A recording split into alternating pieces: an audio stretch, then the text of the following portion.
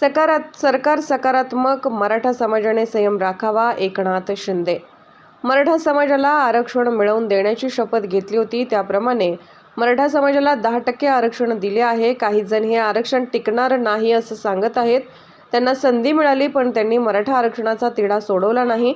Supreme कोर्टाकडून आलेल्या त्रुटी काढल्या आहेत, त्यामुळे हे आरक्षण कायद्याच्या चौकटीत टिकणारं आहे. त्यामुळे काळजी करण्याची गरज नाही. मराठा समाजाने आंदोलन न करता संयम राखावा, असे आवाहन मुख्यमंत्री एकनाथ शिंदेंनी केले आहे.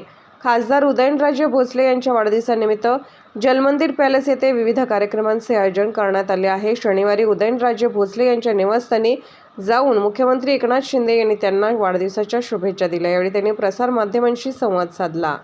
दसरा मेळाव्यामध्ये मी छत्रपती शिवाजी महाराजांच्या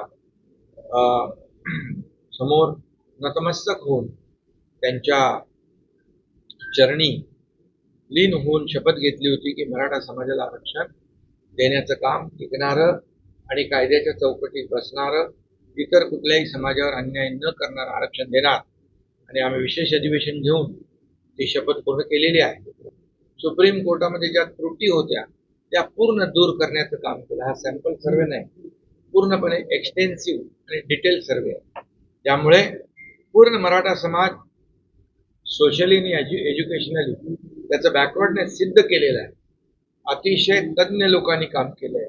मागासवर्ग आयोगाने खूप मेहनत घेतलेली आहे याच्यामध्ये. आणि मी आपल्याला उदयनराजेंच्या समोर सांगू इच्छितो की जो लढा मराठा समाजाने दिला तो यशस्वीपणे या निर्णयामुळे पूर्ण झाला. मराठा समाजाला दिलेलं आरक्षण पूर्णपणे कायद्याच्या चौकटीत कायद्यावर टिकेल अशा प्रकारचा निर्णय आम्ही घेतलेला आहे.